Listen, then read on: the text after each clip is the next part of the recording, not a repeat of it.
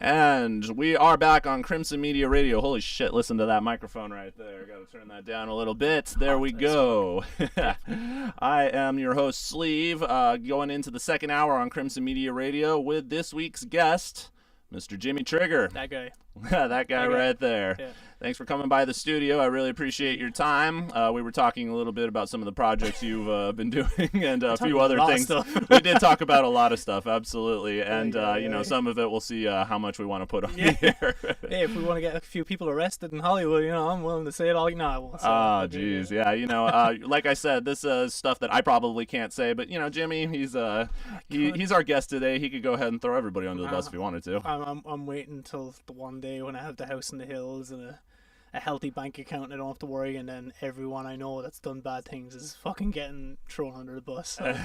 You got the leverage first, and then you're gonna go ahead and move forward. I gotta make sure my lethal weapons loaded and ready to rock, like, you know. So yeah, I mean, so yeah, we're gonna definitely make sure that you get the house in the hills before we go too hard with this. But let's start at the very beginning here, because I was listening to one of your bands here. We Are the Riot. Let me go ahead and that's the wrong camera. There we go. There you go. We Are the Riot, right there. And that was that the reason you came to Hollywood? Was this the first band you joined when you came out here? No. The guy that actually that particular band has disbanded. Is that the right word? Is it disbanded? Sure. Yeah. Oh, by the way, I don't pronounce words correctly. This whole anything with TH. Hey, you know what? If you judge that in America, you're considered racist. So I'm not going to do that. Well, guess what? Don't need the ACLU down my ass or anything like that. Can I swear? Am I allowed to swear? You can swear all you want. I'm not on terrestrial. Okay, cool. It's really hard for me not to swear. I heard you say cunt a lot earlier. Oh, yeah. And I was just like, I have never met you before, and I'm just saying, oh, the fucking cunt. No, don't worry. I don't have any religious inclinations or anything. I'm sorry if you do, but anyone listening, I'm sorry if you do too. Fucking cunts. Yeah, so We Are the Riot happened by accident. Like, it's not that I'm not in the band anymore. Apparently, I read a tweet, like, the guys are doing a project now, which is cool. Great. Good job for the guys. But I actually accidentally, the very first night I moved to Hollywood, as everyone's famous story goes, I came here and I got discovered. I've never been discovered, so I don't know what that feels like. But the first night I came to Hollywood, and then I was just at a bar, and I went to take a piss. Very vulgar, sorry, ladies and gentlemen. No. And then next thing, actually, Migs Rascone was taking a piss beside me. And he's the guitar player for Cold Chamber, if anyone ever remembers Cold Chamber. There you go. Right. So I was like, oh shit, it's that guy from Cold Chamber, and the one time you shouldn't talk to another man is when you're pissing right beside him. And I looked at him and bought all your albums, bro. So you're just taking a piss, dick's out, and he's just like, out, sup, dude? Yeah, sup, how are you and him? Bought all your albums. I was like, cool. It was just like, it was weird, like, I'm not from here, I'm from Ireland. So, yeah. I mean, one would assume that on many drunken nights that you'd be pissing next to somebody, just having a conversation, right? Turns out it's just a thing that happens here. Like, but on the very, very first night, could have been the very first piss. I don't know. But I freaked them out. The piss that started it all. Yeah. There you go. There's a story. That's the name of my first book. The piss that started it all. Yeah, you better get that copyrighted quick. Yeah. #sexwe. Oh God. So met him, freaked him out. He fucked off, and then I was at a bar talking to a bunch of people, blah blah blah blah blah. And then someone came up and was like, oh, his side project band needs a new singer. And I'm like, oh, I'm a fucking singer. And then I went back up to him again. He goes, hey, what's up? He goes, oh, yeah, what the fuck? Freaked him out. And I definitely scared him because he told me. And he's like, what the fuck? He told weirdo. you? Yeah, well, no, we laughed about it for years afterwards. Like, so it's just like, yeah, that was really awkward. And then he just like said, yeah, that was kind of awkward when you just kind of said so. I was like, hey, when I had my dick in my hand, and you just started, I bought all your albums. Like, I'm sure it was kind of... You didn't say it like that, though, I'm assuming. Anyway, moving on. So, so like literally weeks went by, and someone vouched for me somewhere in Hollywood, and then he called me, and he goes, hey, I hear you're a singer, maybe you could write a song for us sometime. And me being me, like, dude, I am not good at everything, but I'm really good at one or two things. Yeah. I love singing, and songwriting is my thing. I grew up a Catholic school choir boy. I did operatic training. Like, Wait. You grew up doing Catholic choir schoolboy Yeah, it's stuff. mandatory. Like, I didn't even know. I always talk about like the religion things. Always funny because Okay, we got something in common here though, because I did that same thing too. Oh, there you go. Yeah, Not for a Catholic church, but Yeah. my parents were Seventh-day Adventist, if you can believe that. There you go. The crazy set of beliefs all on its own. Sorry, mom and dad, but I gotta say it. It's all bullshit. So I don't care. Yeah, I mean, ultimately, yes, it is. No, but it's all bullshit. yeah, but we both got our choir skills from church. That's interesting. That's thanks Jesus. Like thanks sweet baby Jesus. Thanks for those mad skills, bro. Yep.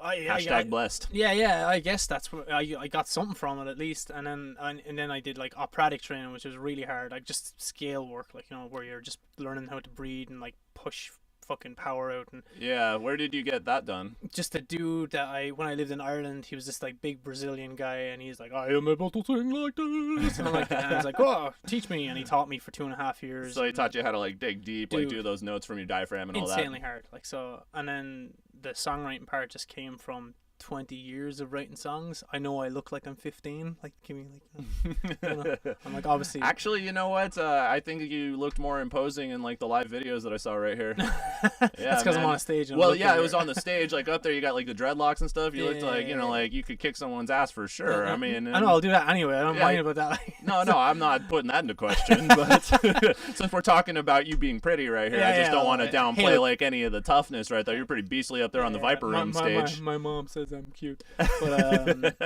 no, that's it. Like that's all almost like I remember Alice Cooper always talking about that. He's like, because guess what Alice Cooper's #1 hobby is? You can guess. I don't care. Like, you're not going to get it right. Fencing. Wrong. Golf. Like so, he is an avid golfer. He has like a handicap of like 3 or something. No, wait, like that was the guy from Iron Maiden who fences. Bruce. Bruce Dickinson. Yeah, Yep.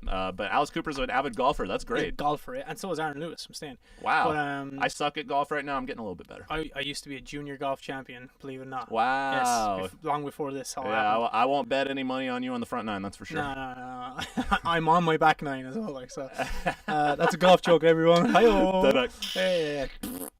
But where the fuck was I going? Well, yeah, no, I remember Alice Cooper always talking about it, and he's like, yeah, like I play golf, I don't drink. He's never drank or done drugs.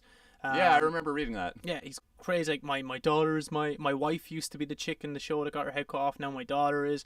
On stage, I reserved the right to be whatever the fuck I want to be, and I was like, oh shit, because like everybody has that animal inside them, everyone has that beast inside them, everyone has that.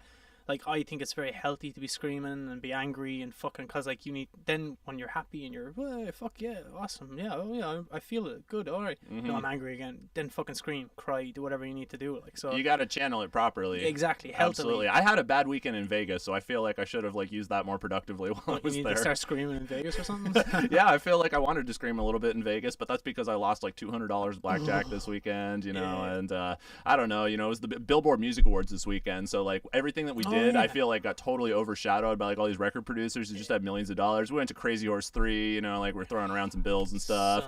Yeah, and then these motherfuckers come here and they're like throwing around like making it rain with 20s, and I'm just like, how the fuck can I compete with that? I mean, me and my girlfriend are cute, don't get me wrong, we do good when we're there, but then all of a sudden all these record producers are taking all the strippers home and we're just out here empty. Anyways, it was a bad weekend, and I wish I had channeled that more into like which is ultimately what I did. It's funny, I'm talking about this, I'm getting through my process. Last week's podcast was my process. Okay. I was angry, I got in the microphone, I was like, you know what? Vegas fucked me, and this is why I'm pissed. Yeah, fuck you, Vegas. Yeah, fuck you, Vegas. But that's a good way to, a good segue to, like on stage energy, because honestly, like a lot of times, like when I'm on stage, like I feel like that's just like a guttural place where you're able to just like hone that energy. Someone even talks shit to you, you can jump off the stage and beat his ass. Yeah. Well, no, it's the most primitive form of, I guess, performing is wonderful.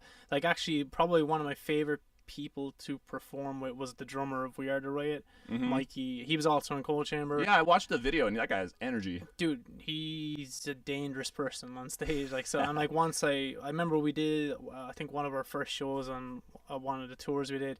And I must have fell or something, but I fell and then I latched onto his head, and like I was bigger back then, like I was just a big musclier guy. I kind of lost a bit of weight now. Need more protein shakes, bro. But I squeezed him really hard, and then after the show he came up and goes, dude, you almost fucking choked me out on stage. What the fuck? And I went, hey, Mikey, I'm sorry, man. He goes, no, do it every fucking show. I was like going, what? Whoa. So every show I'd climb up behind him and then I just jump on him while he's playing and I try to choke him. And he's just like, I can feel him gagging and stuff, and he's still playing. And I'm just grabbing shit on the stage, putting drinks in my mouth and spitting it on his face, like so. And he's just like, and then I'd walk over and he'd just kiss me on the lips. I and thought I'm this like was a baseless accusation for a second. Like, you're always choking me out, bro. But this sounds like a pretty. It was just like, it's the same. Like, and he's like in his own, like he's been a character for like 20 years in music, and like everyone, like that particular band, it was a pretty like it wasn't even heavy. It wasn't even a heavy band, which is funny. Like, I mean, it's got some melody to it, but it has some pretty heavy riffs. yeah, I mean, it was not the heaviest band I've ever been in, but some it was just screams, some. yeah. It's just I don't know. It was just the energy was always cool, and I always really enjoyed playing with the guys. Like it was cool. Like it's just like it fizzled out. Like over the last year, everyone got their just different things going on, and I wanted different things going on, and blah blah blah, and just life, like whatever. It just sometimes it doesn't work out, but the just the energy was always good. I always felt good after it. It was just like, holy fuck. And like the worst thing is, I always talk about it. I remember actually probably after one of those Viper Room shows, I remember I was at home in my kitchen in West Hollywood at like 1 o'clock in the morning cooking fish, knowing that the party was still going on down the street because I lived like a mile away. And I was like, I have no interest in the after. It's gonna smell like fish afterwards. Yeah, no, just no interest in the after party. I've done the damage I needed to do, and you were just that alone was its own reward got by my that fix. point. Yeah. As we were talking about, don't do drugs. I don't fucking really drink anymore at all. It's like that's my fix, and I wish everybody had that. Like I wish everyone had a way to express themselves healthily. I think the world would be a better place. That's some hippie bullshit right there. I mean, you know what? A lot of hippie bullshit has its place. That's for sure. I mean, I remember the first time I drove to San Francisco, saw like all the windmills and shit. I was like, this is fucking awesome. Doesn't look like hippie shit to me. Yeah, exactly. I was like, this doesn't look like hippie shit. This looks like, progress right here. Yeah. So I mean, like a healthy mindset. I mean, you're not the only one who's promoted that, by the way. My first guest, Patrick Carrico. What's up, Pat? Pat was telling me about the same thing. Pat used to like have a lot of drinking problems, and he went to AA eventually, and now his like whole life is just like music. And he like really like conquers it. I mean, like that's like where his passion is gone. Instead of like hitting the bottle, he hits the guitar. And it's still like really hard because I think I haven't talked about it yet. I've been under the weather, but like the last week, what happened last week with Chris Cornell and stuff like that. Like just like it doesn't matter how much you have or like how popular you are, how famous you are, how rich you are. Like so, if you're not healthily digesting and like giving out all those negative feelings and all the badness in your body, like it's taking care of yourself is just going to end, like simple as. Like, and like I even talked about, I put a few things online because that upset me. Like I don't have heroes, I don't really look up to anyone. I know that kind of sound, it's not in a cynical way, it's just like it's not. I if I want something, I'm going to achieve it. You don't build idols. Like, so. I mean, that's how you do it. Yeah, but Chris Cornell is like someone I would have looked up to, and I have like fond memories of being a young person, like listening to him, and it's like, dude, you had it all. You're the voice of, like, for me, you were the voice of rock and roll. You were the guy that was in all these bands, and I'm like, what do I want to be? Because like I'm a singer, and I'm a pretty damn fucking really good singer, not a good guitar player, not a good bass player, shit drummer.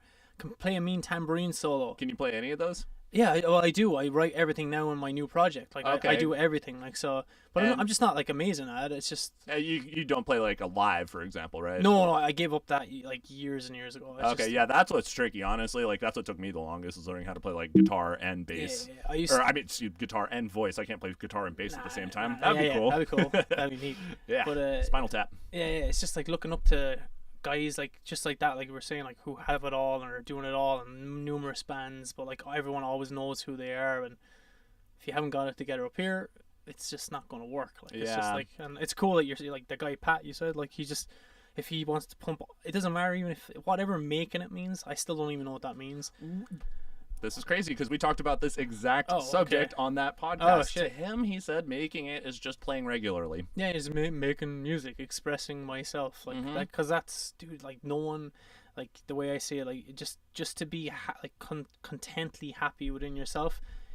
That's, to me, that's kind of making it, because I'm not contently happy in myself. I always want something, or I'm always striving after something. Like, absolutely. So if there's ever a day where I can sit down and be like, Jesus, I kind of have it all. Oh shit, like this is cool. I'm sure that's a nice feeling, but obviously, like even Chris Cornell, he taught for whatever reason, I don't have it all. I'm not content. I don't have That's such a crazy feeling because it feels like, he really like was at the top of his game. But then again, I mean, like you said, if you don't have like that thing that you're always striving for, it's like keeping you like kind of like on the edge of your life, always like making you leaning forward instead of like either stagnating or leaning even worse backwards. Like eventually if you do lose perspective of that, I don't know. That's why passions are important, Like, for example, I think that you were talking about doing MMA, right? Oh, yeah, I did it years ago, and, like, I just, my favorite sport, the only sport I watch is, like UFC and stuff like that. Yeah. It's not for any, like, violent reason. I don't like... I don't okay, like. I don't. Be honest. You can say that you just like wanted to kick some people's asses earlier. Shit. You were down in the Hollywood cruise, and you were like, you know what? Fuck that crew. Yeah. I killed Motley Crue type thing, No, there's a different there's people that are like there's two types of MMA fans. There's the one that loves to see the guy get knocked out and blood spilling out of his face and like fuck yeah, and then there's the boring guy like me that's looking at it like I always think it like Joe Rogan's the biggest podcast guy around. Like so, I love Joe Rogan. He's like the god of podcasts. Like so, if either of us ever got on Joe Rogan, I'd be very happy. I'd die. I'd die. Yep. But his MMA breakdown, the way he describes it is it's problem solving with dire physical consequences. And I was like, holy shit. And that's exactly when I look at it. I just see like two guys, there's a big problem, an issue in front of them, and it's a puzzle they're trying to figure out, and one of them usually always figures it out. It doesn't matter how. And I like that. I like the overcoming. And passion doesn't really come into that kind of like equation, it doesn't sound like. I mean, like, but I think I misphrased that. Let me try that again. You so motherfucker. Yeah, exactly. What I meant is that it's not entirely just like anger and like toxic masculinity or whatever the fuck you want to talk about. I mean, sometimes it is, but I think that like the people who do that, like for example, when you talk about like why Ronda Rousey lost, like in her 2 rounds where everybody thought she was going to win, it was because she was like bringing a lot of that kind of like almost like anger and like Stupid. and instead you saw like the other one just like tactically Nunes. Figuring it out. Which one? Amanda Nunes. Yeah, that's it. Amanda Nunes. Awesome. Yeah, and she just like you said, it was like a puzzle to her. She's just like, all right, I'm gonna get through Ronda's like burst and energy. She knew how to win. Like so, that's the thing. It's just like exactly. They don't. It's not like people just look at it and it's like, oh, it's like a dog fight. It goes unless dogs are able to tactfully like figure out how to beat the other dog, then it's like, but they don't. The dog fight's just two forces colliding together. Yeah. Like, so this MMA. Like any kind of martial arts is like it's just you're training a specific way to figure out a specific problem. Just like, hey, do you want to go do rocket science? Let's go do it. I'm like, no, we have to go study. We got to go learn how to do it. We got to learn all about it. I don't even know how to spell science. What the fuck are you talking about? It's like, Jesus, like, get out of here. Like, that's not how you do it. Like, neither of us right now could be an MMA guy. Yeah. It's not going to happen. I don't even know if you train. It doesn't matter. But yeah, I mean, I used to train in, I was actually, I took Kung Fu for several years. And Bruce Lee shit. Yeah, I trained in Wing Chun. I don't know if you've ever seen the movie Ip Man. Sounds very familiar. It's the Chinese movie where that guy who was the trainer for Bruce Lee. Oh, okay. Cool. Yeah, they did like 3 movies on him. It was a huge hit in China blockbuster. Yeah, that's awesome. So I was training in that style. I didn't even realize it at first. I met someone who I thought was doing like some cool moves, and eventually he was like, yeah, this is all like kind of like a Chinese style that I've been practicing. I'm like, like 7th degree black belt, whatever. And he was just a gym instructor. Yeah. I was watching The Matrix like nonstop back then. I was like, fuck, I want to learn how to do that. Blindfolded, like blocking stuff. It completely doesn't work, but it looks cool. Yeah, and so after a while, I mean, like honestly, I did just do it, not even for like the toughness, but because it was like a fun like activity to like kind of like figure out how to like overcome force, like you said, consequences that come with like not carefully analyzing your opponent, reading another human being, that kind of stuff. And I would still do it today, honestly, but I got in a car accident last year. I got a concussion. If I get kicked in the face, you could theoretically kill me. No. Everybody knows my weak spot on the show now. No, it doesn't matter. That's like it doesn't matter who you are. Like that's the whole CTE issue, like the concussion trauma, something whatever. Like I'm like airbag for me. It was a faulty airbag. I got a letter from the Toyota company afterwards. Wow. Like our airbags are actually giving people brain damage. I was like, well, shit, thanks, because now I got a blood clot in my head. You know? Yeah. No. Fuck. Like, look, it doesn't matter who you are. Like by no means. Like I've been punched in the face plenty of times. And I don't know what damage it's done. And guess how many times I've punched people in the face with malice intent? 0. Because I always talk about it. I'm like, I'm afraid like I might kill somebody. Because like everyone has their limit. Like I don't have a temper really as such, like where I want to actually physically assault someone. But if it ever comes to that, you could potentially kill somebody. Like you just told me, like I didn't. If I met you on the street and just thought, fuck, I'm gonna punch this guy in the head, not knowing you are. I could fucking kill you. I'm Yeah, going to I prison think for the rest about of my life. think about that because like honestly, like that's how it would go now. If somebody like I don't get in fights because if somebody like punched me in the face, Yeah. then I could theoretically get killed. Yeah. But simultaneously, Works and I think the other way as well. yeah, I think that you can probably talk about, you know, this probably in the same light that I can. Sometimes, you know, you are gonna be like just saying stuff that'll make someone want to punch you in the face. I say things that make everybody angry, and I don't give a fuck. But the thing is, there's Exactly, that's my point. yeah, is but that- there's the thing though as well. Like, so no one is actually like it. There's too many bullies in the world, and like I was bullied all my life growing up. I was bullied into my adulthood, and it's only when I realized I was like, wait a minute, like so if I just say the truth and say it with conviction and let them know I'm not gonna back off on it, like so because I'm right, you're fucking wrong. I've never been in a fight since, yeah. and no one's even online. I don't even get that much abuse. Like I'll get it, and then as soon as anyone realizes like, oh fuck, this guy isn't gonna feed into my bullshit, I'm like, I don't give a fuck what you think. Like, you die today, I don't care. You understand that? I feel bad for people like the homeless guy on the street down here, and I feel bad for people that are striving for dreams that like I'm striving for, like you or anyone. Like, Yeah. I want you to succeed. I want this guy to succeed. I want people to be happy. If you're trying to get in my way, And you're trying to be negative, yeah, and for whatever call you out. I'll either get out of my way or I give zero fucks about you. Do you understand? I'm on my mission in life. Like, Yep. so if you're a shithead, and again I find out 10 minutes later that guy just he died, and I was like, I don't care.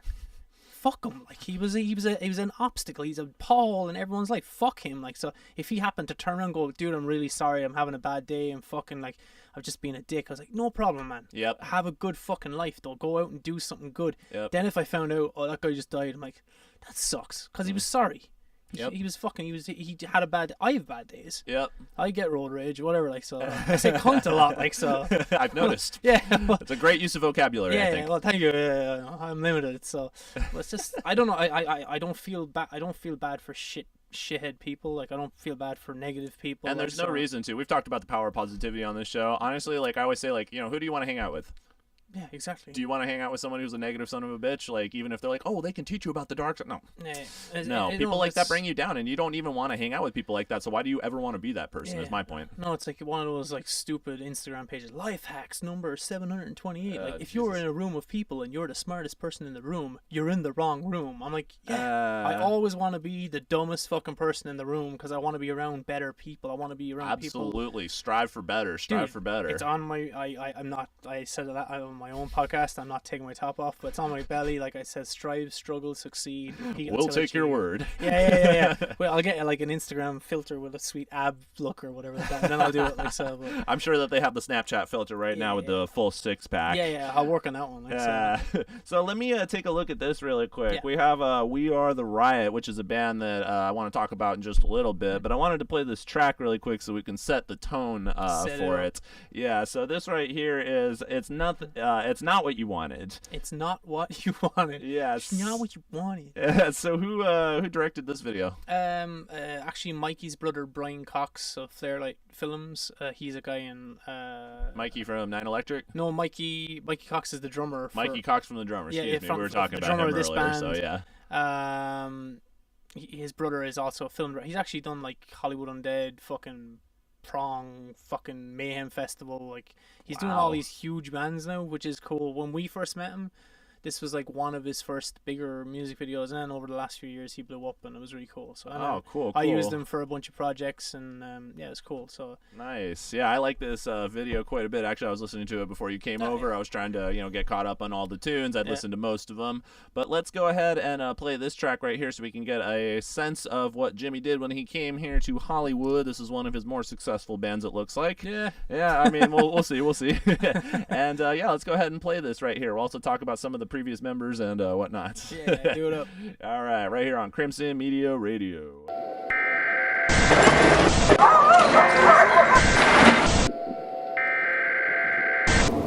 We interrupt our programming.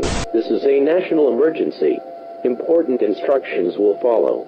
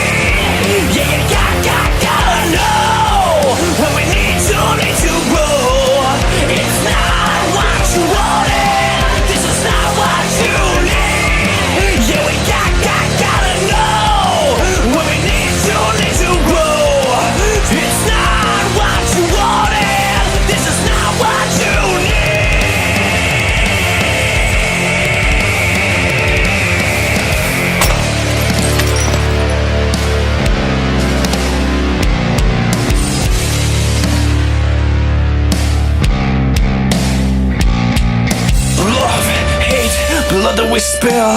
Poison bleeds from hearts that kill. Fear drives us, controls our pain. We all need good, so we can save. Hey, hey, this is not what we need. Strength we instill, so we start to believe. Hey, hey, this is not what we need. Strength to instill, so we start to believe. Yeah, it's not what you wanted. This is not what you need. Yeah, you gotta know what we need to grow. This is not what you wanted, but this is not what you need. Yeah, we gotta know what we need to grow. Yeah, not what you need. It's not what you need. This is not what you need. This is not what you wanted. It's not what you need. This is not what you wanted. It's not what you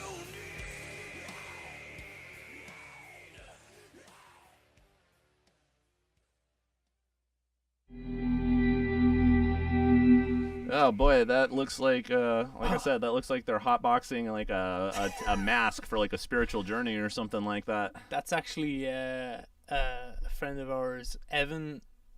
He's in a bunch of bands, and I just saw online this week he joined a band called Nvidia. Oh, I've seen them on the social media. Yeah, there you go. That's the new singer for Nvidia. I was like, hey, that's the same name as my graphics card. Ah, there you go. Yeah. Is that what that is? Okay. Yeah, it's I'm a nerd. What can I Yeah, say? yeah. No, it's like Travis from In This Moment, the bass player, started that band. Oh, and he was okay. a singer, and then he worked with the same producer I worked with last year, and I know him as well. And then obviously he has to do In This Moment. So and then online that popped up, and I saw Evan's face with the Nvidia guys, oh, the new singer. I was like, oh shit, that's cool. Fucking nice one, fellow dreadlock guy, fellow smelly head, like, you know, that's cool. No, it's not that smelly. Yeah, it's pretty smelly. Nah, it's not that smelly. It's all good. But yeah, that's cool. So yeah, it's always like it's like artists helping artists, nice people helping nice people, like, and yeah, that's I read this book by Bobby Borg. I don't know if you know who that is. He's a great author for music business, anyways, and he was always saying, you know, just play with everybody. Yeah. You know, just keep jamming, just show your talents, and eventually, if you're good, you'll shine, you know? Yeah, absolutely. Yeah, and that's something that I feel like most people, you know, like if they've gotten that under their belt, that's going to help them a long way in their career. Yeah. I don't know. I see like a lot of people just like, I'm in a band. I'm like, yeah, that's nice. Like, I didn't ask you if you're like married to them, right? It's like, here, go play something. I know, I'm with this band. I'm like going, again, that's nice, but what, like, go fucking spread your fucking wings, dude, you know? There's like, dude, at one stage, I think I was in 4 active bands, in 4 active bands, that must be a hell of a thing to juggle. Whatever, it's just like, wherever I needed to be, I would be, like, so, like, I was here, I was living in Denver, and I was with one band, writing, rehearsing, getting ready for a tour, then I remember years ago, flew to France to record an album for a different band. Wow. Came back here, came to LA, fuck it, I'll join another band. Like, you know, I don't care, like, whatever. Like, it's like, and guess what? It just made me better as well. Like, and then it made me, like, work with different people. Like, and like, it made me like kind of figure out people and how to work with them as well. Like, so it's just like, I don't know, you get in the comfort zone and it's not fun. Who cares? Like, so you need to be pushed all the time. Right? Yeah, exactly. It's kind of like when you get outside of your house, or you like, you know, like hunter-gatherer type shit, like ancient man, they had to like get out of their elements in order to survive even. So I feel like, you know, just as a human being, you're more satisfied just by like constantly doing things, constantly pushing yourself. It's the people who stagnate, I feel like, who are, you know, like, probably the most unhappy in life. Well, that, and they can't take criticism. So it's yeah, like, taking criticism is a big part, actually. Dude, I don't like. It's like the thing is. Again, I tell everyone in like a kind of a spiritual way, like ego is healthy as well, but like in the bad ego part, I have no bad ego parts because it's not useful to me, so I can't use it. Like, so with the good ego is good. It's like, how can I feed the good ego? How can I make things better for myself? Hey, can you come over here and critically analyze me and work with me? Oh, well, this is not good and blah blah blah. Oh, cool. Well, guess what? Now it's better. Fuck yeah. I just listened to somebody and it's like, you have to get with music and stuff as well. It's important to give up your sense of ownership, because guess what? It's not yours anyway. Yeah, it came from the fucking world around you. I have so much trouble with that one, I'm not gonna lie. Yeah, well, if I worked with you, I'd just beat you into submission. Like, so, like, and it's not even just like, it's just like, dear God, like, everyone's gonna have a subjective opinion on everything. Like, it doesn't matter if it's food, politics, fucking the color the truth of your jeans. I don't know, like, I like black jeans. You're wrong. I'm like, how am I fucking wrong? It's like, I resent that motherfucker. Blue Jean Army. Yeah, go fuck yourself. Blue jeans are for fucking stupid people. Oh, god damn. This is what I bring him into my studio for. Jesus Christ. Yeah, you can whatever, fucking block me online or whatever. You're blocked from my Twitter. I'm gonna be a man and block you on my Twitter. I do that all the time. I don't care. There's a perfect example of negative influence. Like, so online, well, Twitter is just unfiltered, so sometimes you got to do that. It's hilarious though, because you listen to people online talking, and it's like, oh, my Facebook is bullshit, like, it's full of negativity. No, it's like, no, your life is full of negativity. Yeah. Because you're allowing it in. My Twitter, my Instagram is full of bullshit. Oh, people are so mean. Do you go to sleep at night with your front door open? Like, what the fuck? Like, you lock it. Like, you know, you can, just like online, you just like, well, you don't have to read that. See ya, bye. Yeah, exactly. Gone. I was about to say, here's the solution to online bullying right here. It's just like, phone off. Yeah, there you go. It's all gone. Oh my god, I don't see any more trolling. How about that? But now I don't get to use social media. You know what? If you want to be on social media, but you're that fragile, then maybe it's just not right for you. Don't ever leave your house either. Like, so. Yeah, exactly, because the world's kind of a mean place. Yeah, it's what Dave O'Leary, like, life's hard, wear a helmet, like, you know. So just like I take that very seriously now. I always think about social media as well as, like, if you walk, like Jesus Christ, like, you know, you put up, like, say, right, I wear blue jeans, like, on your fucking Facebook. Well, someone's gonna come and go, fuck you, like. Yeah, fuck you. I wear black jeans. Yeah. I'm going. Guess what? If you're walking down the street in real life among real people, no one is gonna come up to you and go, fuck you, blue jeans. I'm like, what? So why would you ever say anything online that you haven't got the nuts to say in real life. And like, if anyone, like, no one really. Well, to me, it speaks to how much hatred's in most people's hearts. Yeah, but maybe they need Jesus. I don't know. Whatever. Or hashtag blessed. Or go to the gym and vent your energy, right? Or yeah, go exactly. Which is why I was or... talking about MMA earlier, because that seems yeah. like a great, like, focus for energy and stuff. Absolutely. Yeah, you have a punching bag or something like that. That's a great way to go instead of accidentally like punching holes in the wall or something like that, or someone's face, or something that's a little bit more tactile, shall I say? Yeah. Or just like something that's actually going to help you and make you feel good, because like the feel good chemicals in your brain are much better than the shitty ones. Like, so it has health benefits, and I can talk about that shit all day. It's just like I don't know. I just I hear bad news all the time on the news, or like shit that happened this week. Yeah. Either people killing themselves or other people killing other people, and I'm like, ugh, that Manchester shit just makes me sick to my stomach. It does, but unfortunately, like. And I'm not trying to. Geez, this is not meant to sound controversial at all. Like, I don't mean it. It's just like we live in a world with 7.5 billion people. Shit, things are going to happen, and you have 7.5 billion people who are apparently all individual, all unique, and all entitled to believe what they're like. Then what the fuck do you expect? Like, we don't live in the movie Equilibrium. Like, and that's the real challenge. That's the real challenge. I think that the thing that makes most people so sick is just this, like, little girls, Yeah, well, it's that's like, fucked up, like. yeah, I mean, like, honestly, like, I was thinking, like, if I have a daughter, she, like, just wants to go see Ariana Grande that night, just like, hey, let's just go see a concert tonight. She gets blown up, nails in her head, shit like that. Like, it sucks. And it's from somebody who apparently, like, went back and forth from Syria. Yeah, he had just had a pass. He was just able to fly back and forth. Like I said, I like, with all the Trump travel ban shit, fuck that. I'm not for that. But when it comes to like certain things, I think it's just like you need to be smart. If someone's flying back and forth from Saudi Arabia, like there's the thing. Everyone like kind of like gets freaked about.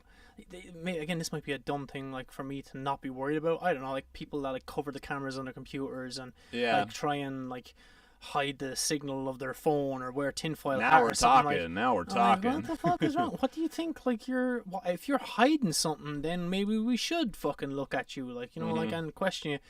Me, I got nothing to hide. Do you want my fucking here? You can look at my phone right now. Like, you want to check my computer?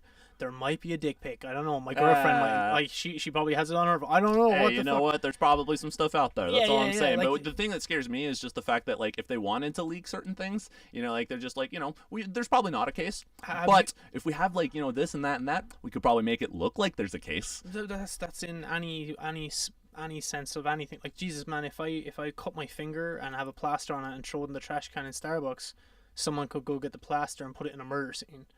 Then that's true. Then, like, it's I cannot live in a world like that. That's like, fucking I mean, stupid. fear can't, no matter what it is, and I do, like, I think that we can agree that there's some fucked up shit out there, but to let the fear rule you is definitely not the way to live. Well, there's a perfect thing. Like, you got to keep living your life the way you're living. There's exactly the reaction, say, for I haven't even talked about the Manchester thing online or anything like that. Is it a horrible thing? Absolutely. Like, so is it should you be angry? Yeah, like it's a terrible thing. Little children were fucking fucked up. Yeah. But I'm not going to feed into the fear of it, and I'm not going to feed into the Absolutely. anger of fuck those particular type of people from possibly maybe that place that might actually believe in a certain. No, that's the only thing that we can do is like create a sense of understanding that like it's like if the world was a village and there was 100 people in it, this wouldn't happen, because now it's like there's a better understanding. We all know each other. We all you fucking 7 billion people. Like, we can't possibly know everybody. We can't. You and me, even though we're talking right, we'll never understand each other. It's just not going to happen. We can just relate on things. So when you bring in like again 7 billion fucking people, I always talk about like they talk about like say America's famous for like gun crime or gun whatever the fuck. We're not going to talk about that like and like there's like I'm happy to talk about that too. Whatever. I talk about guns on the show sometimes. Yeah, whatever. It's just like kind of like. Oh, there's so many there's like 15,000 handgun crimes this year. I'm like, that's crazy though that you're bringing this comparison though, because I do agree with you. Like whenever there's a shooting, for example, everybody says this is so terrible. Like, what do we do about this? And then one of the extreme sides says, well, we need to ban all guns. And then on the other side, if there's like terrorism on the Islamic extremist side, people are like, this is like, terrible. We need to stop this. Maybe we need to ban all Muslims, know? And then both of those aren't the answer, because we live in a place where you are able to freely express your ideas, and you're able able to also, organize to express those ideas. And you can't like, monitor people directly like, like they try to do. So it's really complex. Do you just like monitor everybody all the time in order to figure out like what types of people are doing it? Because we can't do that. That's not American. Well, yeah, that's and that's why it's a tricky thing on both ends. We got the Second Amendment for the guns, and then we got like the freedom of speech for the people who are organizing sometimes to kill people. So it's a really tricky situation. Yeah. And like I always, again, maybe this might be wrong. I don't fucking know. I'm just another one of 7 billion people. Yeah. Like when I think about it, they're like, oh, there was a random number like 15,000 handgun crimes this year in America. I'm like, I'm shocked there's not 30. So it's not pessimistic thinking. It's like I think it's like that's like, all right, there's obviously something wrong going on that there's that many things, but at the same time, I look at how fragile people are. Like you walk around the street outside, you're like, how fragile is like that person and this? How could what would it take to set someone off? Like so, I'm like, we live in a very weird world where things are fucking shaky and like people are very emotional and irrational. And I feel lucky that I've maybe made it this far, but like I feel positive that I'm not going to contribute to like gun crime or violence or religious violence or terrorist. I don't even like that word. It's stupid. Yeah. Because again, that like the terrorist word is like it's associated with one particular ethnicity or one particular belief. Sure. And I don't like the blanket term either. I feel like it's dumb because it's like everybody always affiliates like the same thing. I mean, if it also, I think that we should call it what it is when it is that. Yeah. Like if it was an Islamic terrorist, I feel like the news has an impossible time being like, yeah, so he was tall. He was, he had a mustache, and you're like, what was his ideology? Like, why did he do this? Say it, tell me. Like, tell me why he did this. You're like, okay, he screamed Allah Akbar before. You're like, okay, I'm not saying that all Muslims. I'm just saying, like, if we had known that, we wouldn't think that the media was suspicious for like trying to hide that kind of stuff from us. I think it's like I might have went on a rant on one of my podcasts, going like, there was another I listened to. I was listening to the Fire and Decay podcast there yesterday. It was really funny because they actually said something similar to me. They were talking about like, how is it like there's still a baseball team or we're called the Redskins? I'm like, that's really it's like, a football team. Oh, it's a football team. Yeah, football team. Redskins. Like, geez, that is actually pretty fucking. Apparently, that's racist. But and I think about it, I was like, well, you're not allowed to point out a black person, but you can say a white person. You can't say yellow or pink or blue or purple. Mm-hmm. It's like, no, if I'm describing something to somebody, I need to be able to speak. Yeah. Like it's kind of, I can't be like, what did he look like? He was a fucking white guy. Goes, that's fine though. He was a fucking white guy. He goes, what was he? He was a black guy. You're a racist. I'm like, no, I'm not. I fucking some of my friends are black. Jesus. Oh, I'm sure they are. Is what they'll start saying. I have black gay friends. Oh my god. Yeah, like, black gay trans, I know cross, a dude bigender, whatever. He likes high heels. I'm like, oh, you hate trans people. No, I'm saying a dude likes high heels. What are you doing? Like, but we live in that kind of world now where people are able to bend and manipulate what you're saying and turn it into something else. I'm like going, dude. Yeah, that's the dark side of everything, is the political correctness army. I talk about this sometimes. And as an artist, I'm really not for that. Like I understand that there's a lot of good-natured like concern trolling out there.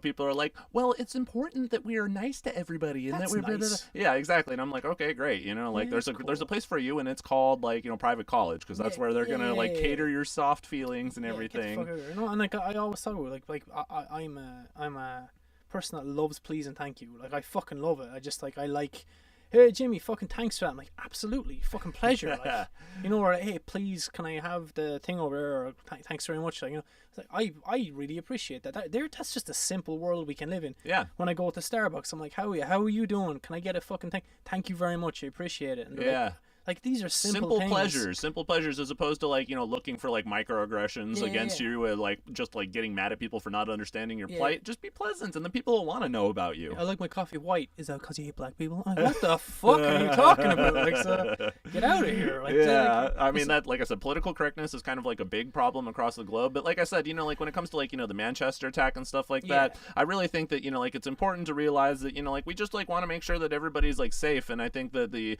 most important thing about like the Manchester attack is just, you know, like as far as the UK is concerned, you know, they already have like all this surveillance. They have cameras on every corner. They have files on every single person. Yeah. Why are they not catching the terrorists? Yeah. Like, what the hell is going on? I don't know. Why do we need this if it's not working? Is my point. The thing, like I purposely this one time did not even look into it. I was just like, that is something that happened. I need to try and understand it for myself and not read other people's opinions about it and stuff. But absolutely. it's just like I can't go blaming like what is it 1.3 billion Muslim people. Yeah. Like that's fucking retarded. So that's obviously retarded. Do I think I need to ban those people or disassociate myself from those people? No, that's fucking retarded too. Pardon me saying retarded is also not a politically correct You know what? thing, Like I said, I don't do any PC here. Yeah, If you want I to say don't care, retarded, so- you want to say, you know, I don't know, Whatever. anything shy of like complete racial slurs Yeah, is no, fine I know. with me. But there's a perfect example. Like if someone comes up and says, "Dude, I never say the N word." Like it cuts me. Like I'm like, oh, it's disgusting. Like, so like that's obvious blatant ignorance. Right, like, but that's interesting. Is you wouldn't say the N word, but you would say retarded. Yeah, but And then people are like, retarded is the same thing. I'm like, then why did you just say it? it's not, You it's would not. like gasp like if you were even close to saying the N word. If I say retarded, you picture that exact person in your head. You can't, because like we're all fucking retarded. Like, you know, like, but there's the thing. Like there's the thing that like autism. Oh, there's special people. Wrong. Fucking 99.9% of us are autistic. For Christ's sake, like I can't sit down and read a book. You ever been on a message board online? Dude, retards. It like so. proves it. Yeah, we've got a fucking message board of retards. Like we're all fucking like idiots. Like we're all monkeys here. Like, so give me a break. There's no one person that has this figured out. There's no one person that is perfect at everything, that's able to do everything. Like, so they talk about like Rain Man, Dustin Hoffman. That guy's a retard. That guy's a fucking genius. What are you talking about? That's a genius. Yeah, that's what not they a said. retard. That's what they said in Tropic Thunder. That's Is it not really? yeah, in the movie Tropic Thunder, he's Yeah, like, yeah, that's not a retard. Rain Man. Yeah. He's like Tom Hanks. He wasn't retarded either. That motherfucker could play ping pong like crazy. Never go full Yeah, retard. never go full retard. But no, that's the thing. It's just like under me, I'll blanket statement that everyone's retarded until like, and like they're like, well, autistic people are fucking genius at certain things. Like that's the part of their brain that is just for some reason decided to light up and go ding ding ding. You're really good at this. Yeah. Talking in public and like social cues, not so much. Just kind of but- like irk up, yeah. yeah, I'm like, what? I remember, Well, it was like, whatever. dude. I always think of this kid in school that turns out we got all the way through school, high school like that, fucking dyslexic, failed everything. I remember his name, not even going to say it. Like, it doesn't matter. He lives like on the other side of the world. Yeah. Motherfucker got an A+ in math. I was like, huh? Yeah. Could not read, could barely write his own name. A+ in math He on can, his he final can exams. calculate. I was like, dude, that's a special smart person. Like, Yeah. I'm a fucking retard because I'm getting C's on everything. But like he can do something, like, so I can't do any of those things. Like, so people getting upset. Everybody's got their place. Everybody's got their place. Speaking of which, Yes. we were talking about your band right here. We Are the Riots. You were yeah. telling me that you guys broke up because of Instagram. I found out on Instagram. I wasn't even going to talk about that. Oh, okay. No, I don't care. Like I found out on Instagram. That's all. Okay, yeah. That's it, but there's the thing. Like that's where like relationships with band members and like you can get upset by because like dude. Being in bands is like if there's 4 people in your band, you're married to 4 people. Yep. If you're in, like I was at one time, 4 bands with 4 or 5 people in every band, I'm married to 32 people. I get the fuck out of here. I had to get rid of that from my brain. And not only are you in bands, you're working with producers, you're working with people that write songs. You're like, now I'm married to 45 people. All right. Fuck all that. Like I'm like I emotionally detached myself from everybody, and I don't mean it in a weird fucking what's the sociopath way, like kind of like I have no feelings. I'm like, of course I have feelings. I'm a Christian human. Bale, Equilibrium. Yeah. There you go. I take the pill every morning, and I have no feelings. I will go Shoot to a work bunch of now. dogs, don't even blink. Yeah. I will kill that fucking puppy. I love dogs. I'm so sorry. I'm so sorry. I'm like, PETA's gonna like go after my channel now. yeah. I'm not worried about people dying, but I'm worried about that. I'm a dick. I'm sorry. Yeah. But, no, I'm sorry. all Continue. those. You were talking But about. yeah, so basically I found out that was like that broke up online, and I was like, all right. I remember I was saying I was like, they didn't send you a text or anything. I got nothing. No, but it doesn't matter. Is that controversial even? Because I'm like, I feel like that could be, but it's not. Because Well, I mean, you know, like Like- Russell Brand broke up with like Katy Perry via text message. Did he? So I Alright, mean, cool. this kind of stuff like happens apparently in the it real happens. world. Yeah. And I read online the other day that like even like because I still like the guys are cool. I'm cool. I don't harbor any resentment towards anyone. A band I was in Europe with a record deal. I use that fucking term loosely. Loosely, yeah. That ended by email because I was like, all right, but then it's over. So people they rarely give you phone calls when this kind of stuff happens. No one ever talks to me, like, so I wouldn't blame him. But, no, but I mean, like, usually, you get a phone call. Hey, so Jimmy, the project's not going to work out. We had a good run, and yeah, I'll call you. Click. But like, people, just everyone's different. There might have been an emotional reason to not do it. There might have been like a vindictive reason. There might have been, I don't know. I met the guys at NAMM. I was like, hey, what's up? Let's get a drink. Hey. Yeah. And I didn't think too, like, well, what else is there we're not a band. I actually went up to one of the guys, hey, I hear we're not in a band anymore. And it got awkward, and I was like, oh, okay, maybe that's just my humor, right? And I'm not upset about it, because I have different bands, different thing. I just like writing with random people, and I don't know, man, emotionally detach your ego, emotionally detach yourself from when you're creating something, because it's Jesus Christ, it's like, it's a creative process. Like, it's more fun with more people as well, and if it doesn't work out with that person, there's another person. Yeah, absolutely. I mean, you were already like, you were saying you had replaced our good friend Johnny Skulls. Oh yeah. That was a person before me, and the guys now. Oh yeah, so I read on Twitter, Migs put up a thing. Someone asked what was We Are the Riot doing now, and he replied that the singer's doing another project, and the rest of us are working on something else. Mm-hmm. I was like, fucking nice one. Cool. Everyone's still going. Like, it's just this. Everyone's healthy, alive. Yeah, that's good. Like, for example, I like these people, so I would like to see them alive. That's always fun. Yeah. And everyone's working. Like, that's not negative, No, it's not. I want you alive, guys. That's informative. Like, it's like, hey, that guy's doing that. He's doing. Andy, the bass player, had his own project. Yeah. Andy the Kid. I actually featured on his album. Yeah, everyone just do their fucking thing. Like, there doesn't have to be egos and emotions. And if I ever see anyone, like, I bumped into this French producer guy at NAMM that I haven't seen in 5 years, and the last I heard from him was he wanted. Basically, I'm a dick. I'm a cunt. I'm like, it's all blah blah blah. Jimmy thinks this, and I'm like going, all right, cool. I don't, so it doesn't matter what you say. And then I met NAMM, and I went, well, how's it going? And he went, hello. I was like, yeah, relax, will you? Like, Jesus, I don't care. Do you think like you affect my life by calling me? I have been thinking about what you said every sentence. I stay awake, and like, there's the thing though, dude. I don't know who listens to this, if it's young kids or older people, like. I don't think I have any young kids. A demographic, whatever. But mostly people our age. You're not gonna please everybody. So even if I leave here today and go, Jesus, that guy is an awful cunt, like, I'm going to tell everybody, that doesn't affect your life. Who cares? Who cares what I think? For all you know, I'm a fucking stupid cunt. Like, so sorry, I'm saying that word so much. It's just my language. I think that it really cuts to the heart of what we're talking about. Yeah. Stupid cunt cuts straight through the bullshit. Absolutely. Yeah. So that was one of the bands was We Are the Riot, and then you broke up with they broke up via Instagram apparently. Yeah. And then what was the band that what were you doing after that? Was there like any big project that you think kind of defined your career? No, I did I started writing for bands and helping other bands out because I just really liked writing and stuff.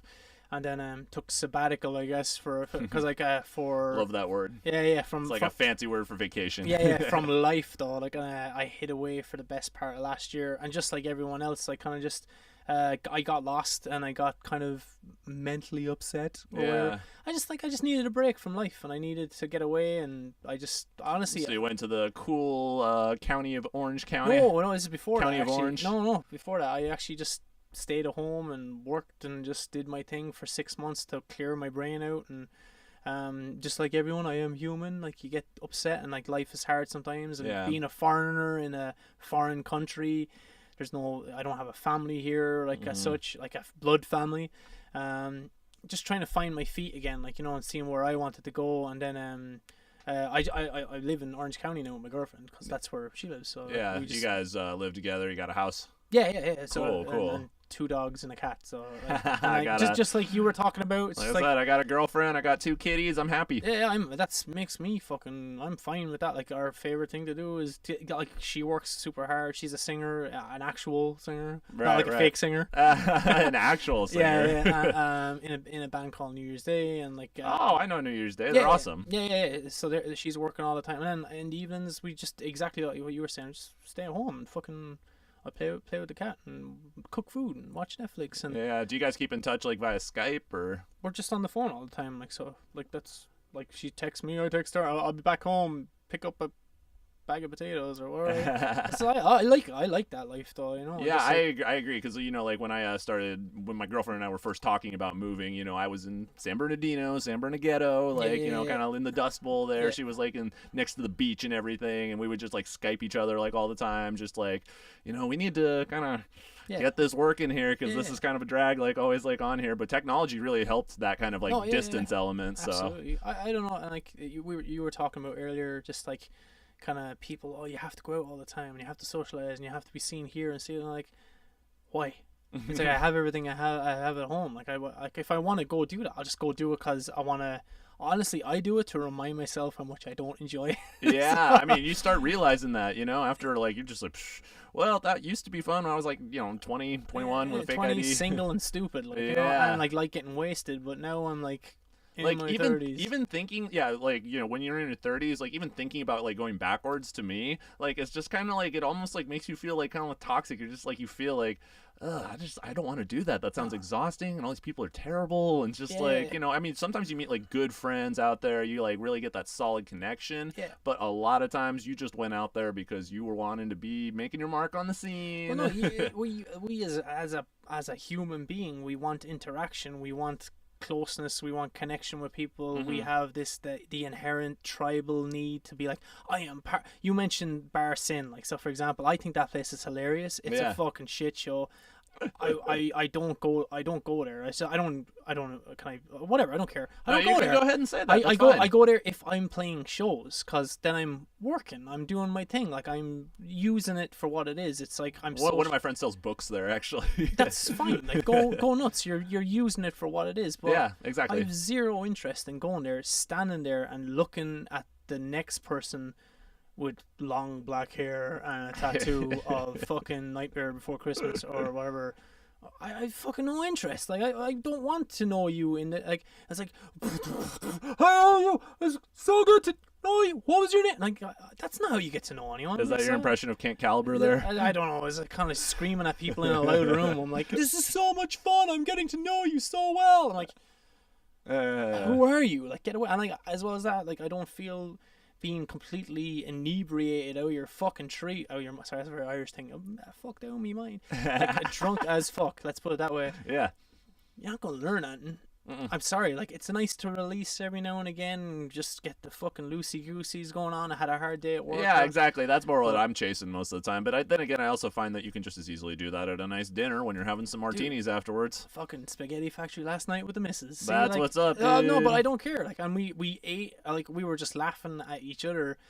And I ate my food. I was starving. I ate my food so fast. I was there, like, trying not to burp and like leaning over. Like, it's like spaghetti sauce coming up. Yeah. Just like kind of like just this, and we were laughing. That was fun to me. And I'm full of food. I'm fucking guess what we're going to do now? We're going because we worked all day. Like she worked on her thing. I worked on mine. Yeah. Goes, all right. Let's go home. Fucking day's done. Fucking dinner great time. Success. Like, you know, it was great. Like, yeah. They're just like, and you get to know the person or whatever the fuck. Like, so I just and as you said, like 10 years ago, looking back, like, so it's kind of gross. Like, look at that person. Like, that was you, though. You know, and like in 10 years' time, I want to be looking back at this person going, he still hadn't figured it out. I don't deny that about myself, although I try to use the right terminology about myself, because some people say, I used to be such a man whore when I was back in the scene. I was like, okay, so you're saying you have the clap then? Yeah. You so know, what like, kind of hurt do you have? Like, so, if you asked me, like, what were you like? I loved women, you know? I thought that it was like great to go out, meet some, you know, like great people, and also I'm a great or what's the word I'm looking for? Purveyor.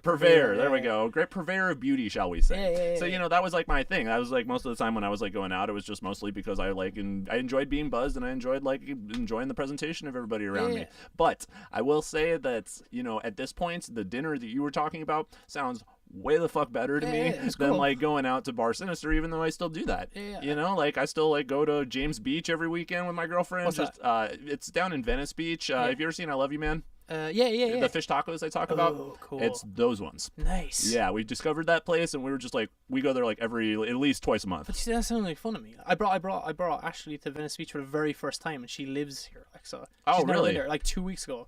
And Dude. she was like, "This is fucking on." Like that to me is like a fucking. Take her to James Beach. Fucking hell, Best drinks and food I've ever had, and you never leave with more than a $120 bar tab. Yeah, well, I'm gonna eat my body weight in fish tacos. So. I mean, not bar tab. I made that sound wrong. I mean, with like the food and everything. Yeah, food tab. Food and bar tab. I usually have yeah. like 2 martinis. My girlfriend has like like some of those like mojitos and stuff like that. Yeah. We walk home, and there's also it's sweet right down the street, so you can buy a bunch of candy afterwards. Yeah, I don't like candy. So I'm a broken person. But like the funny thing is, like, there's someone listening to like say what you just said, and they're like, "That's your idea of a good time." I'm like, "Yeah, that's the shit right there." Yep. Like so, like fucking.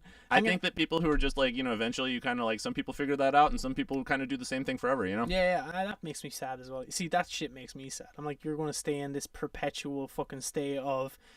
This recycled bullshit life of like I have to go here to be seen, so maybe those girls or guys, whatever your preference is, see me there, and then I'll look like this and I'll be this kind of person even though I'm fucking not, and then I'll go home alone more than likely, and then I'll wake up the next day sad and miserable, but I'll tell everybody I had a great time. Yeah, like, you didn't have a fucking great time. Yeah, what right. are you doing? You're lying. Like, I've been there. You're a fucking liar. Like, so don't lie. Like, just be like, go get what you need to get. Like, it sounds like you're coming from a place of sympathy too, because like you really like understand like kind of like the drag of telling yourself you're having a good time, and no, it's been real though. Like, it's like you have to be real. The only person you're fooling is yourself. Like, so I'm talking about it from like a sense of like I've dealt with like depression and insecurities and anxieties and all like that for a lot of my life, and I'm like going, you just have to get over it. I'm sorry, and it's saying that sounds so fucking harsh. I'm like, oh, you're depressed, we'll fucking get over it. No, but anybody who's dealt with it, I feel like has like a kind of clear understanding of how to fight through it.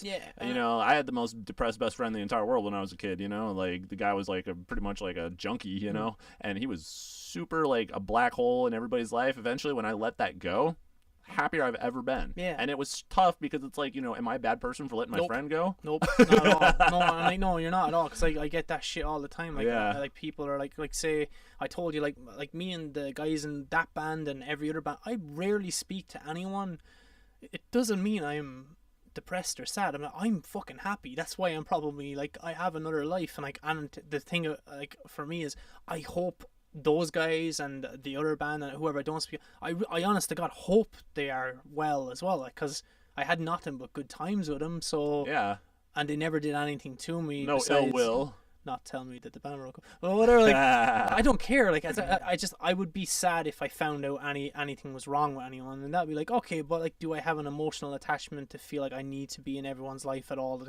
Jesus, I would have like 500 best friends then. Yeah. I'm like, I can't have that. That sounds exhausting. It's fucking terrible. I want my own life. I want to be happy for myself, by myself. And like, that's where I am in my life as well. I just want to like kind of let me enjoy my life. If you're not in it, don't worry about it. Just be happy for me. I'm happy for you. Like, whatever. Fucking. And that's tough when some people are not happy. Honestly, they see you being happy, they just like, I don't know how to deal with that because it makes me uncomfortable. Yeah, and then, but that's where bitterness grows, and like kind of like that's insecurities within themselves. And I'm, like, I'm thinking of like a Yoda speech right now, like fear leads to anger. Bitter you are.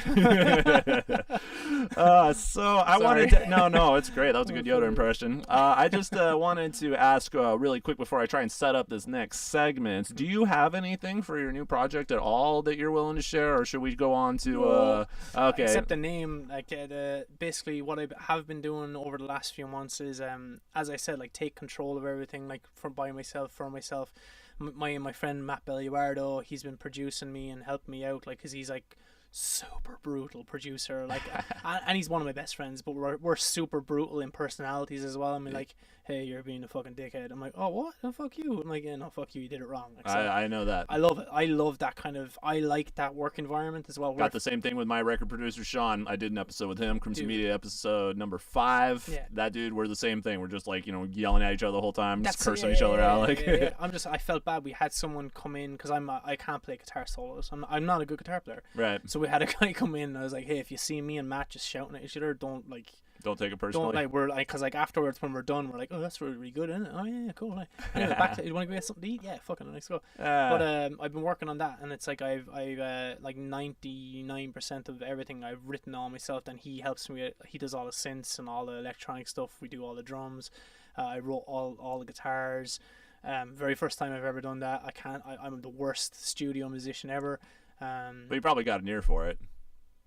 Yeah, I know what sounds cool, and I know I can trust in him to tell me if it's shit or not, which he did a lot. So the ego is like, this that's sucks. the most important part, though. If somebody doesn't tell you it sucks, you're gonna put out a shitty record. Yeah, and that's it as well. Like, so the new band is like, it's A Trigger Within. I'm Jimmy Trigger. Get the connection? Huh? I got it. ATW. ATW. I like that. I feel like I loved old wrestling. ATW. Yeah. No. I want to get like a WWF T-shirt only with ATW done or something like that. That'd be I'm cool. already thinking about the designs. That'd be cool. But yeah, so I'm launching that mid-June music video for a single, and I'm not letting anything leak because it's all me, and I don't have to answer to anybody. Fair enough.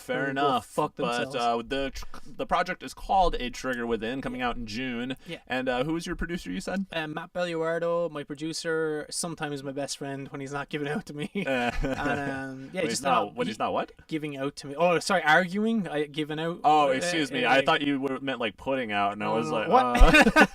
Hey, look, he tickled my balls once. I don't know what the fuck to say. Like, kind of tickled my brain for a second. Yeah. But yeah, it's cool. But he's also he's in the project as well with me. The band. Sorry, it's not even a project anymore. This is my band. Yeah. 100%. And I got a lineup of like really cool dudes that are established musicians that are actually in different bands all around Orange County, LA, and stuff as well. That are all going to help me out, and they just want to be part of it. Guess what? No ego, no bullshit. It's just that, and that's the rule. It's just that as I said to you, I was like, I have no interest in being your best friends, guys. Sorry, I don't like that. We're in a band, so we're all brothers. I'm like, no, we're not.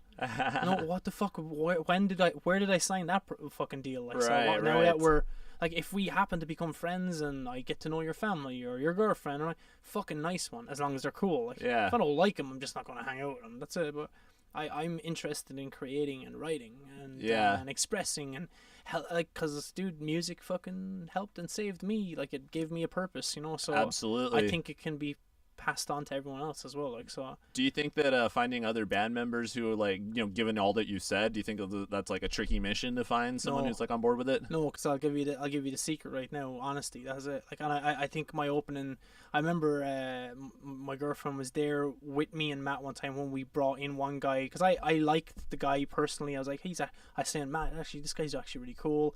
He's a pretty damn good guitar player as well. Like, so we'll bring him in, and when he came in, it's like, sit down. Look, I don't want to be your friend. If we ever are, I don't care who you are. You're not allowed to do drugs. You don't drink while we're working. Fucking you. If you're involved, you just participate. Like, so. And then if we get to know each other, great. Like, no worries. You are actually a nice guy. By the way. And my girlfriend's sitting there going, I've never seen anybody try and get a person in the band like that before. He's in the band. So, and now he knows where he stands, though. That's the thing. It's not like, hey buddy, come on in, here's a beer. Fucking, how's your girlfriend? I'm like, I don't give a fuck how your girlfriend is. Yeah. I need a guitar solo, dude. Jesus Christ. Like, so, and it works. So it's just like, if you're honest and you're like, just look a person in the eye and be like, this is what I want from you. Can you give it to me? Like, last night, I did it. I found my drummer. I've confirmed. He's like, I did the exact same speech to him. He goes, drummer's locked in. He goes, I showed him, again, don't want to be your best friend. If that happens, fucking cool, nice one. That's just a perk. That's a cherry on top. I need you to be able to do the job and follow the rules. Can you do that? He looked at me, heard the songs. He goes, I can fucking do that. I was like, going, yeah, that's all I want. And then after that, actually everything becomes easy. Like, you know? I wish I could find these guys. First of all, where do you look for musicians most of the time when you're looking for someone? I know. I just know a lot of people. And then, as well as that, I know a lot of people I like. And that's my main thing. Like I have no time for drug addicts or anyone that's involved in drugs. If I think Well, apparently I didn't know like half the people who were involved in drugs. Yeah. Well, let's leave those names off there.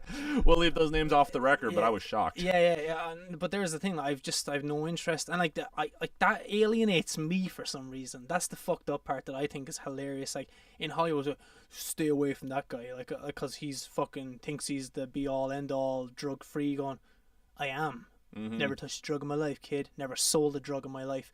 I don't tolerate it. I don't want Not to. Not even painkillers after surgery, it sounds like. I had a few ibuprofens and they actually upset my stomach. So. That's amazing, dude. Dang. No, I don't. But it's just it's not healthy for you to be around that energy. It's not healthy for other people to be around that energy. As well as that, you're bringing an illegal activity into a passion of mine, like where I want to be safe knowing I'm doing music or traveling with people that I know I can trust and be around. Like it's just like, but for whatever reason, there's more of those type of people that are involved in that kind of scene than me. So I'm the extrovert. I'm the fucking outcast. I'm the one that's doing it wrong. I'm like, get the fuck. I'm not changing. Guess what? My conscience is clear. Like so, yeah. and I do music. I don't even get paid like that much. Like I rarely make money. I do it because I love it. I love the reaction that I get from people and.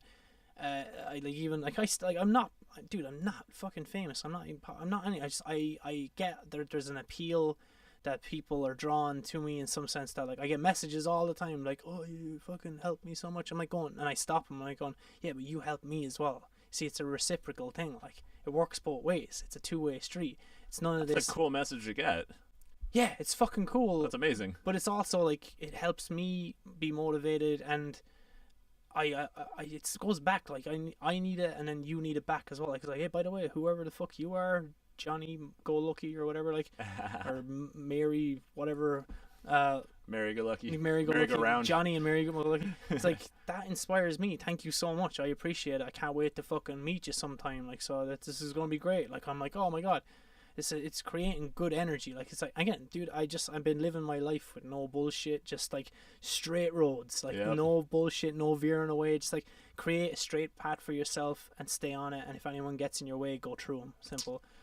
I think that those are great words to end on, actually, because look at that. We are about 1 hour and 10 minutes into this interview. God damn. So this is gonna be 10 minutes too long. This is gonna be a good interview because I like going a little bit over. That means that I don't have to focus too much on my babbling in the first segment. Jimmy, thank you very much for showing up today. I love talking to you. Hopefully we can have you back on the podcast sometime. We can go into some more of the subjects that we've been delving into. I mean, it sounds like we got a lot to talk about. Yep. But if you would let everybody know where they can find your shit presently so that they can follow it. Everything online is at Jimmy Trigger, like Instagrams, Twitters, Facebook, whatever the fuck is online. And then I actually have a podcast too. It's on YouTube because I can't figure out fucking iTunes. So I will get it on iTunes, but it's called The Trigger. If you ever need some help, I'll help you out. Dude, please. Like, I cannot get it on iTunes. Absolutely, dude. You got it. Oh my god. It's called the Triggerman podcast, and it's me talking to like just the same thing about like what I was saying with life. I talk to people that I would never normally get to talk to and like learn off them. Like I talk to ex-pastors.